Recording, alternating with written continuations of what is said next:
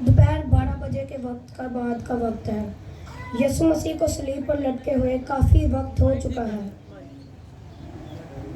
हालत में है, खून जिस्म से काफ़ी निकल चुका है, कमज़ोर, नडाल और दर्द से बुरा हाल है। एक प्यास और दूसरा जख्मों से चूर मेरा मसीहा मेरे और आपके गुनाहों के लिए ये चौथा कलमा इरशाद फरमाते हैं, एली एली लमा शबक्तनी, यानी ऐ मेरे खुदा तूने मुझे क्यों छोड़ दिया। मत्ती 28 बाब 45वीं आयत में तज़किरा है कि तीसरे पहर तक मुल्क में अंधेरा छाया रहा। मेरे अजीज़ों, जब यह कलमा बोला गया तब ये तो तरीकी पूरे मुल्क पर नहीं बल्कि पूरी ज़मीन पे छा गई थी। बाज़ लोग कहते हैं कि खुदा बदी को नहीं देख सकता, तो इसलिए तारीकी हर तरफ छा गई। मेरे अजीज़ों, जब लूत के दौर में बदी थी तो क्या खुदा नहीं देख रहा था? यकीनन खुदा देख रहा था। लिखा है बदी आसमान तक पहुंच गई, मतलब बदी तो इंतहा की बुलंदियों पर थी। अगर नूह के दौर में देखें तो क्या इस वक्त बदी नहीं थी?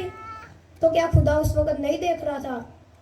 उस वक्त भी बदी अपने अरूज पर थी, खुदा उस वक्त भी देख रहा था। मेरे अजीज़ों, खुदा बदी को नहीं देख सकता। इससे मुराद है कि खुदा को बदी पसंद नहीं, बल्कि वो खुद पाक है और अपने लोगों को भी चाहता है कि वो भी पाक रहे। कलाम में लिखा है कि वो किसी की हलाकत नहीं चाहता। इसलिए जब बदी हद से ज़्यादा बढ़ गई तब खुदा ने पानी, आग और गंधक से मुल्क के लोगों को मारा। तब तक तो खुदा इंसान को मौका भी देता रहा और बदी को भी देखता रहा। मेरे अजीज़ों, यहूदी लोग अपने गुनाहों की कफारा के लिए भेड़ और बकरियों की कुर्बानी चढ़ाते हैं, लेकिन भेड़ और बकरियों की कुर्बानी इंसान के लेवल की नहीं है कि इंसान गुनाह करे और भेड़ बकरियां उनका इज्जी बने। इंसान का लेवल इंसान था और इंसान भी बेऐब चाहिए था, तो फिर खुदा को अपने बेटे को ही भेजना पड़ा, तो फिर वो मेरे और आपके गुनाहों की खातिर सलीब पर लटका। मेरे अजीज़ों, ये जो तारीकी थी ये अदालत को जाहिर करती है। खरूज 21वां बाब 10वीं से 22वीं आयत में फ़िरौन को जिन 10 आफतों का सामना था उनमें तारीकी भी शामिल थी। तारीकी गुनाह की अदालत के लिए लाई गई। योएल 30वां बाब 30वीं से 31वीं आयत में पढ़े तो लिखा है, और मैं ज़मीन और आसमान में अजायब ज़ाहिर करूँगा, यानी खून और आग और धुएँ के स्तून। इससे पेशतर के खुदा का खौफनाक रोज़े अजीम आए, आफ्ताब तारीक और महताब खून हो जाएगा। आमूस 18वां बाब 5वीं आयत में लिखा है, तुम पर अफसोस जो खुदावन के दिन की आरजू करते हो। तुम खुदावन के दिन की आरजू क्यों करते हो? वो तो तारीकी का दिन है, रोशनी का नहीं। इसलिए मेरे अजीज़ों, सलीब पर खुदावन यीशु मसीह ने हमारे गुनाहों की सज़ा बर्दाश्त की और यह तारीकी इस अदालत का इजहार है। लूका 45वां बाब 23वीं आयत में लिखा है, और सूरज की रोशनी जाती रही, मतलब पूरी दुनिया में तारीकी छा गई।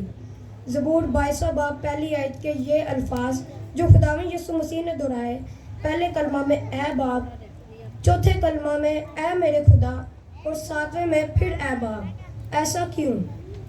चौथे कलमे में ये तब्दीली बहुत से सवालों को जन्म देती है।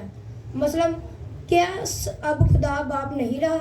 क्या खुदावन यीशु मसीह बेटा नहीं रहा? ऐसा नहीं है मेरे अजीज़ों, ऐसा बिल्कुल नहीं है। खुदावन यीशु मसीह तो अपने रूहानी रिश्ते की निस्बत अपने इलाही जिम्मेदारी को पूरा कर रहे हैं और खुदा अपने आदल के तकाज़ों को पूरा कर रहे थे, क्योंकि वो आदल खुदा है।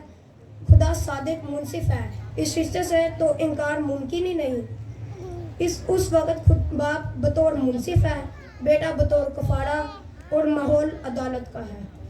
मेरे अजीज़ों, ये सब मंजर जो सलीब पे हुआ सब अदल के तकाज़ों को पूरा करता है। पहला पतरस 18वां बाब 1 से 19वीं आयत में लिखा है, क्योंकि तुम जानते हो कि तुम्हारा निकम्मा चाल चलन जो बाप दादा से चलता आता है, इससे तुम्हारी खलासी नहीं فانی چیزیں یعنی سونے چاندی کے ذریعے سے نہیں ہوتی، بلکہ ایک بے عیب اور بے داغ بڑے یعنی مسیح کے بیش قیمتی خون سے۔ تو بھی خدا کا کلام گواہی دیتا ہے کہ وہ ہمارے گناہوں کے لیے قربان ہوا۔ رومیہ 25 باب 4 آیت میں مرقوم ہے، وہ ہمارے گناہوں کے لیے حوالہ کر دیا گیا اور ہم کو راست باز ٹھہرانے کے لیے جلایا گیا۔ میرے عزیزوں، یسوع مسیح سے الوہیت جدا ہو ہی نہیں سکتی، کیونکہ اگر یہ جدا ہو جائے تو اس کا وجود ہی ختم ہو جائے گا، جو کہ نہیں ہو سکتا۔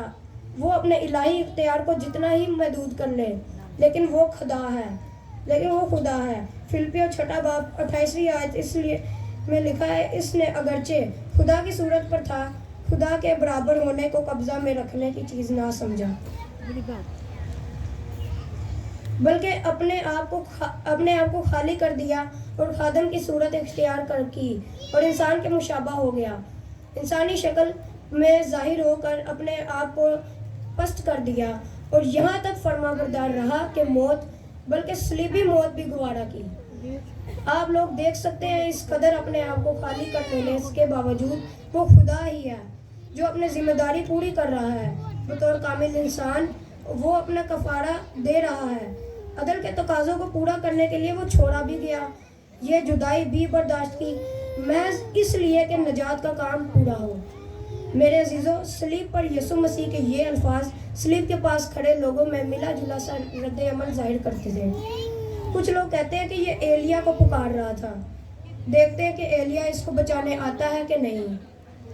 کچھ یونانی بھی تھے کہ سورج دیوتا ہیلیوس یسوع سے ناراض ہے، اس لیے تاریکی ہو گئی، لیکن وہ یہ نہ جان سکے کہ یہ خدا کا بیٹا ہے جو دوسروں کو بچانے کے لیے آیا ہے۔ اس کائنات کا تخلیق کار قربان ہو رہا ہے۔ یونا استباغی نے دریا یردن پر پہلے ہی کہہ دیا تھا کہ دیکھو یہ خدا کا برا جو دنیا کے گناہ کو اٹھا لے جاتا ہے۔ میرے عزیزوں، آج ہمیں یہ بات یاد رکھنے کی ضرورت ہے کہ یسوع مسیح نے ہمارے کامل کفارہ ادا کر دیا ہے۔